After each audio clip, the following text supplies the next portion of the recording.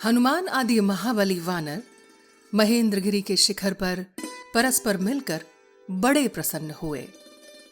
जब सभी महामनस्वी वानर वहां प्रसन्नतापूर्वक बैठ गए, तब हर्ष में भरे हुए जामवान ने उन पवन कुमार महाकपि हनुमान से प्रेम पूर्वक कार्य सिद्धि का समाचार पूछा। उन्होंने कहा, महाकपे, तुमने देवी सीता को कैसे देखा? वे वहां किस प्रकार रहती हैं और क्रूर कर्मा दशानन उनके प्रति कैसा बर्ताव करता है? ये सब बातें तुम हमें ठीक ठीक बताओ। तुमने देवी सीता को किस प्रकार ढूंढ निकाला और उन्होंने तुमसे क्या कहा? इन सब बातों को सुनकर हम लोग आगे के कार्यक्रम का निश्चित रूप से विचार करेंगे। वहां किष्किंधा में चलने पर हम दोनों को कौन सी बात कहनी चाहिए और किस बात को गुप्त रखना चाहिए? तुम बुद्धिमान हो, इसलिए तुम्हें इन सब बातों पर प्रकाश डालो। जामवान के इस प्रकार पूछने पर हनुमान जी के शरीर में रोमांच हो आया। उन्होंने सीता देवी को मन ही मन मस्तक झुकाकर प्रणाम किया और इस प्रकार कहा, मैं आप लोगों के सामने ही समुद्र के दक्षिण तट पर जाने की इच्छा से सावधान हो महेंद्र पर्वत के शिखर से आकाश में उछला था। आगे बढ़ते ही मैंने देखा, एक परम मनोहर दिव्य सुवर्णमय शिखर प्रकट हुआ है जो मेरी राह रोक कर खड़ा है। वह मेरी यात्रा के लिए भयानक विघ्न सा प्रतीत हुआ। उस दिव्य उत्तम सुवर्णमय पर्वत के निकट पहुंचने पर मैंने मन ही मन यह विचार किया कि मैं इसे विदीर्ण कर डालूं। फिर तो मैंने अपनी पूंछ से उस पर प्रहार किया। उसकी टक्कर लगते ही उस महान पर्वत के सूर्य तुल्य तेजस्वी शिखर के सहस्त्रों टुकड़े हो गए। मेरे उस निश्चय को समझकर महागिरी मैनाक ने मन को आह्लादित सा करते हुए मधुरवाणी में पुत्र कहकर मुझे पुकारा और कहा, मुझे अपना चाचा समझो। मैं तुम्हारे पिता वायुदेवता का मित्र हूं। मेरा नाम मैनाक है और मैं यहां महासागर में निवास करता हूं। बेटा, पूर्व काल में सभी श्रेष्ठ पर्वत पंखधारी हुआ करते थे।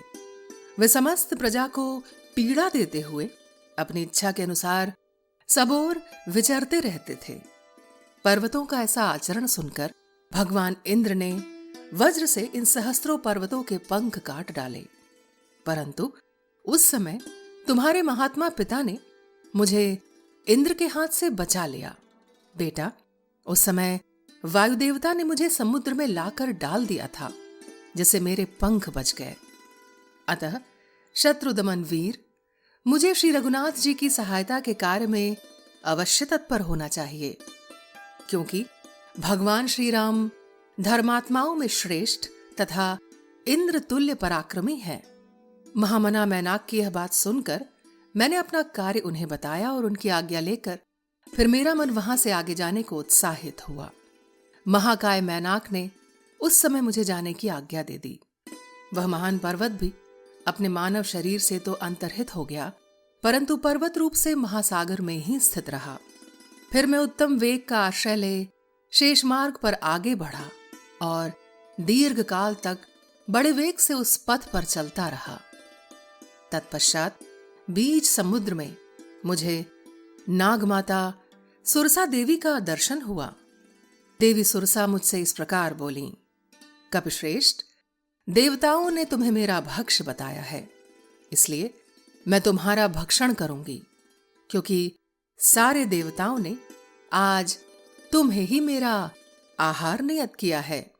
सुरसा के ऐसा कहने पर मैं हाथ जोड़कर विनीत भाव से उसके सामने खड़ा हो गया और उदास मुख होकर यूं बोला, देवी, शत्रुओं को संताप देने वाले दशरथ नंदन श्रीमान राम अपने भाई लक्ष्मण और पत्नी सीता के साथ दंडकारण्य में आए थे। वहां दुरात्मा रावण ने उनकी पत्नी सीता को हर लिया।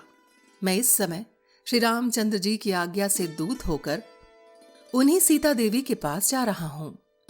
तुम भी श्री रामचंद्र जी के ही राज्य में रहती हो, इसलिए तुम्हें उनकी सहायता करनी चाहिए।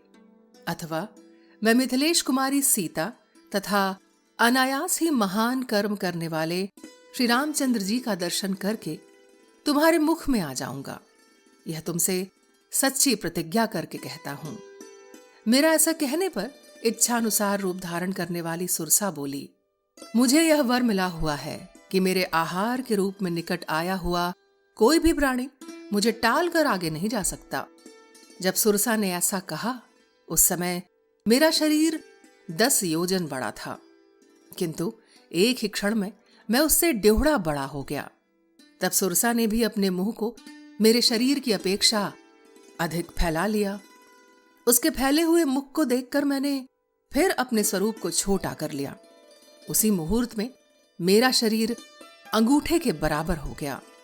फिर तो मैं सुरसा के मुंह में शीघ्र ही घुस गया और तत्क्षण बाहर निकल आया। उस समय सुरसा देवी ने अपने दिव्य रूप में स्थित होकर मुझसे कहा, सौम्य कपिश्रेष्ठ, अब तुम कार्य सिद्धि के लिए सुखपूर्वक यात्रा करो और विदेह नंदिनी सीता को महात्मा रघुनाथ जी से मिलाओ। महाबाहो वानर, तुम सुखी रहो, मैं तुम पर बहुत प्रसन्न हूं। उस समय सभी प्राणियों ने साधु साधु कहकर मेरी भूरी भूरी प्रशंसा की। पश्चात मैं गरुण की भांति उस विशाल आकाश में फिर उड़ने लगा। उस समय किसी ने मेरी परछाई पकड़ ली, किंतु मैं किसी को देख नहीं पाता था। छाया पकड़ी जाने से मेरा वेग अवरुद्ध हो गया, अतः मैं 10 दिशाओं की ओर देखने लगा, परंतु जिसने मेरी गति रोक दी थी ऐसा कोई प्राणी मुझे वहां नहीं दिखाई दिया। तब मेरे मन में यह चिंता हुई कि मेरी यात्रा में ऐसा कौन सा विघ्न पैदा हो गया है जिसका रूप यहां दिखाई नहीं दे रहा है। इसी सोच में पड़े पड़े जब मैंने नीचे की ओर दृष्टि डाली, तब मुझे एक भयानक राक्षसी दिखाई दी जो जल में निवास करती थी। उस भीषण निशाचरी ने बड़े जोर से अट्टहास करके निर्भय खड़े हुए मुझसे गरज गरज कर एक अमंगलजनक बात कही, विशाल काय वानर, कहां जाओगे? मैं भूखी हूं, तुम मेरे लिए मनोवांछित भोजन हो। आओ, चिरकाल से निराहार पड़े हुए मेरे शरीर और प्राणों को तृप्त करो। तब मैंने बहुत अच्छा कहकर उसकी बात मान ली और अपने शरीर को उसके मुख के प्रमाण से बहुत अधिक बढ़ा लिया, परंतु उसका विशाल और भयानक मुख भी मुझे भक्षण करने के लिए बढ़ने लगा। उसने मुझे या मेरे प्रभाव को नहीं जाना तथा मैंने जो छल किया था वह भी उसकी समझ में नहीं आया। फिर तो पलक मारते मारते मैंने अपने विशाल रूप को अत्यंत छोटा बना लिया और उसका कलेजा निकालकर आकाश में उड़ गया। मेरे द्वारा कलेजे के काटे जाने पर पर्वत के समान भयानक शरीर वाली वह दुष्टा राक्षसी अपनी दोनों बाहें शिथिल हो जाने के कारण समुद्र के जल में गिर पड़ी। उस समय मुझे आकाशचारी सिद्ध महात्माओं की यह सौम्य वाणी सुनाई दी, अहो, इस सिंह का नाम वाली भयानक राक्षसी को हनुमान जी ने शीघ्र ही मार डाला। उसे मारकर मैंने फिर अपने उस आवश्यक कार्य पर ध्यान दिया जिसकी पूर्ति में अधिक विलंब हो चुका था। उस मार्ग को समाप्त करके मैंने पर्वतमालाओं से मंडित समुद्र का यह दक्षिण किनारा देखा जहां लंकापुरी बसी हुई है। सूर्यदेव के अस्ताचल को चले जाने पर मैंने राक्षसों की निवास स्थान भूता लंकापुरी में प्रवेश किया, किंतु वे भयानक पराक्रमी राक्षस मेरे विषय में कुछ भी न जान सके। मेरे प्रवेश करते ही प्रलय काल के मेघ की भांति काली कांति वाली एक स्त्री अट्टहास करती हुई मेरे सामने खड़ी हो गई। उसके सर के बाल प्रज्वलित अग्नि के समान दिखाई देते थे। वह मुझे मार डालना चाहती थी। यह देख मैंने बाएं हाथ के मुक्के से प्रहार करके उस भयंकर निशाचरी को परास्त कर दिया और प्रदोष काल में पुरी के भीतर प्रविष्ट हुआ। उस समय उस डरी हुई निशाचरी ने मुझको इस प्रकार कहा, वीर, मैं साक्षात लंकापुरी हूं। तुमने मुझे अपने पराक्रम से जीत लिया है, इसलिए तुम राक्षसों पर पूर्णतः विजय प्राप्त कर लोगे। वहां सारी रात नगर में घर घर घूमने और रावण के अंतःपुर में पहुंचने पर भी मैंने जनकनंदिनी सीता को नहीं देखा। रावण के महल में सीता को न देखने पर मैं शोक सागर में डूब गया। उस समय मुझे इस शोक का कहीं पार नहीं दिखाई देता था। सोच में पड़े पड़े ही मैंने एक उत्तम गृहोद्यान देखा जो सोने के बने हुए सुंदर परकोटे से घिरा हुआ था। तब उस परकोटे को लांघकर मैंने उस गृहोद्यान को देखा जो बहुसंख्यक वृक्षों से भरा हुआ था। उस अशोक वाटिका के बीच में मुझे एक बहुत ऊंचा अशोक वृक्ष दिखाई दिया। उस पर चढ़कर मैंने सुवर्णमय कदली वन देखा तथा उस अशोक वृक्ष के पास ही मुझे सर्वांग सुंदरी सीता जी का दर्शन हुआ। वे सदा 16 वर्ष की इसी अवस्था में युक्त दिखाई देती हैं। उनके नेत्र प्रफुल्ल कमल दल के समान सुंदर हैं।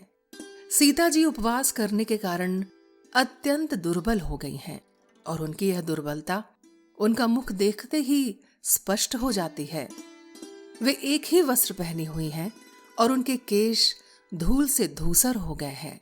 उनके सारे अंग शोक संताप से दीन दिखाई देते हैं। वे अपने स्वामी के हित चिंतन में तत्पर हैं। रक्त मांस का भोजन करने वाली क्रूर एवं कुरूप राक्षसियां उन्हें चारों ओर से घेर कर उनकी रखवाली करती हैं। मैंने देखा वे राक्षसियों के बीच में बैठी थीं और राक्षसियां उन्हें बारंबार धमका रही थीं। वे सिर पर एक ही वेणी धारण किए दीन भाव से अपने पति के चिंतन में तल्लीन हो रही थीं। धरती ही उनकी शैया है। जैसे हेमंत ऋतु आने पर कमलनी सूखकर श्रीहीन हो जाती है, उसी प्रकार उनके सारे अंग कांतिहीन हो गए हैं। रावण की ओर से उनका हार्दिक भाव सर्वथा दूर है। वे मरने का निश्चय कर चुकी हैं। उसी अवस्था में मैं किसी तरह शीघ्रतापूर्वक मृगनयनी सीता के पास पहुंच सका। वैसी अवस्था में पड़ी हुई उन यशस्विनी नारी श्री राम पत्नी सीता को अशोक वृक्ष के नीचे बैठी देख मैं भी उस वृक्ष पर स्थित हो गया और उन्हें वहीं से निहारने लगा। इतने में ही रावण के महल में करधनी और नुपुरों की झनकार से मिला हुआ अधिक गंभीर कोलाहल सुनाई पड़ा। फिर तो मैंने अत्यंत उद्विग्न होकर अपने स्वरूप को समेट लिया, छोटा बना लिया और पक्षी के समान उस गहन अशोक वृक्ष में बैठा रहा। इतने में ही रावण की स्त्रियां और महाबली रावण ये सब के सब उस स्थान पर आ पहुंचे जहां सीता देवी विराजमान थीं। राक्षसों के स्वामी रावण को देखते ही सुंदर कटि प्रदेश वाली सीता अपनी जांघों को सिकोड़कर और उभरे हुए दोनों स्तनों को भुजाओं से ढककर बैठ गईं।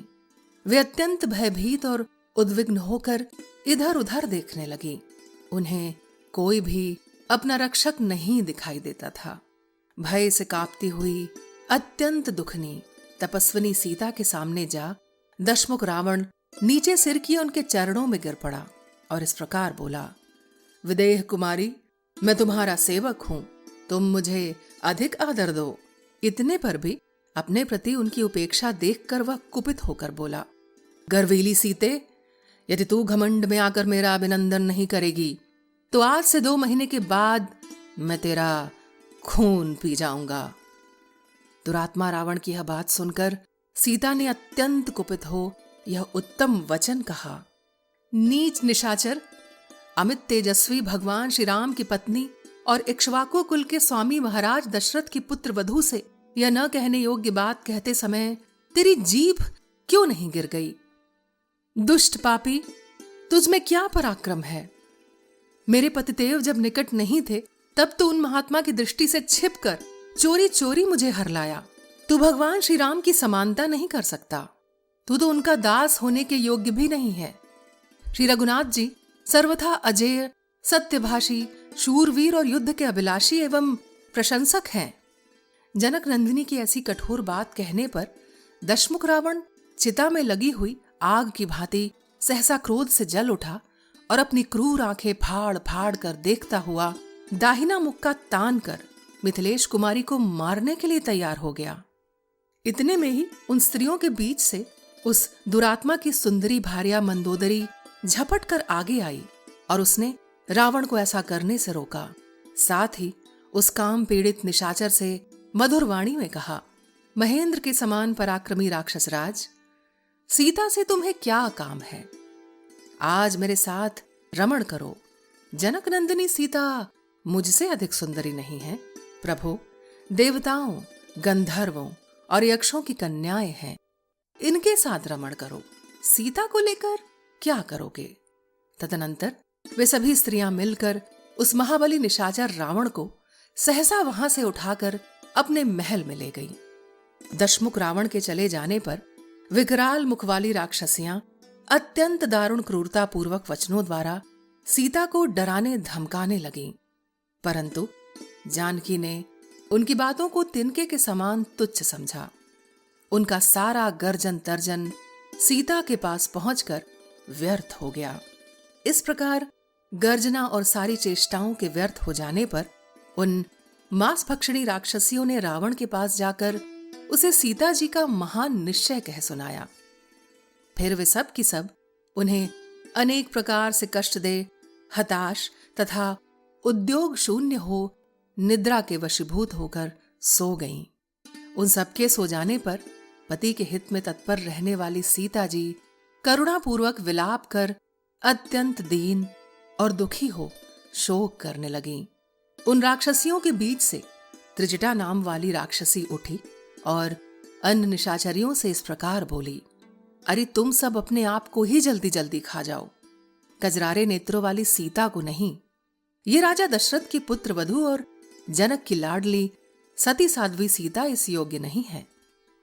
आज अभी मैंने बड़ा भयंकर तथा रोंगटे खड़े कर देने वाला स्वप्न देखा है। वह राक्षसों के विनाश तथा इन सीता देवी के पति की विजय का सूचक है। ये सीता ही श्री रघुनाथ जी के रोष से हमारी और इन सब राक्षसियों की रक्षा करने में समर्थ हैं।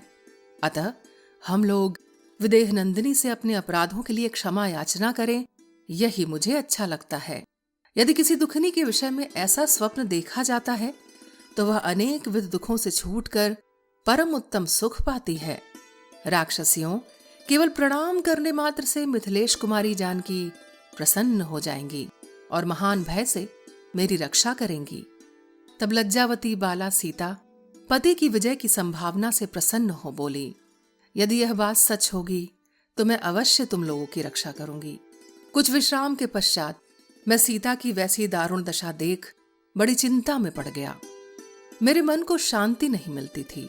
फिर मैंने जानकी जी के साथ वार्तालाप करने के लिए एक उपाय सोचा। पहले मैंने इक्ष्वाकु वंश की प्रशंसा की।